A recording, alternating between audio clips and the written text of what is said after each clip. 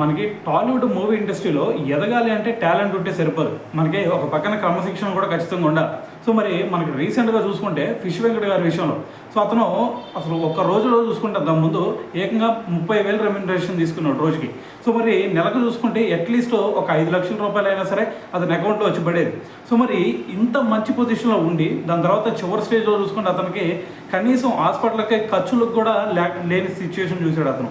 So మరి ఇంకా వాళ్ళ ఫ్యామిలీ మెంబర్స్ చూస్తే మరి సోషల్ మీడియా వేదికగా మరి ఎవరైనా సరే దాతలు ఉంటే బాగుండు అని చెప్పేసి కూడా వాళ్ళు మాట్లాడటం జరిగింది.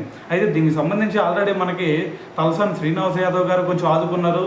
సో దాని తర్వాత చిన్న చిన్న నటీమణులు కూడా కొంతమంది ఆదుకోవడం జరిగింది. సో మరి ఈ సిచ్యువేషన్ ఎందుకు వచ్చింది? అయితే అతని దగ్గర నెలకి 5 లక్షలు సంపాదించే వ్యక్తి మరి ఇప్పుడు అసలు వేరే వాళ్ళని అడిగే స్టేజ్కి ఎందుకు వచ్చాడు అంటే క్రమశిక్షణ లేకపోవడం అనే చెప్పాలి.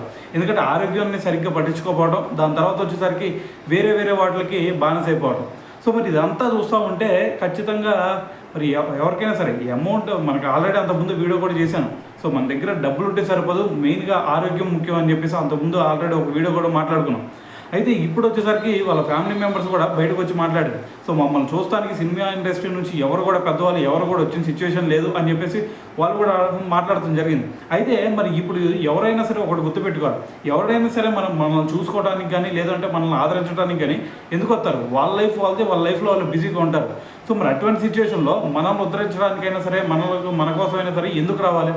సో కాబట్టి ఎవరి లైఫ్ వాడిదే ఇక్కడ. సో కాబట్టి ప్రతి ఒక్కరు కూడా ఒక్కడే గుర్తుపెట్టుకోవాలి, మనకి ఎవడో మనల్ని ఆదరించడానికి రాడు, ఎవడో మనల్ని ఉద్ధరించడానికి రాదు. మన ఆరోగ్యం మనమే చూసుకోవాలా, మన డబ్బులు మనమే సంపాదించుకోవాలా, మన ఇది మనమే గడుపుకోవాలి. సో కాబట్టి ఇక్కడ ఫిష్ వెంకట్ గారి నుంచి మనకైతే ఒక లెసన్ అయితే ఖచ్చితంగా దొరికిందనే చెప్పాలి. సో ఎవరి మీద మనం డిపెండ్ అవ్వకూడదు, మన ఆరోగ్యం ఫస్ట్ మనమే చూసుకోవాలా, దాని తర్వాత ఎవడో వచ్చి మనకి చేయడం అనేది. సో మరి ఇన్సిడెంట్ నుంచి ఖచ్చితంగా ప్రతి ఒక్కరు కూడా తెలుసుకొని తీరాల్సిందే.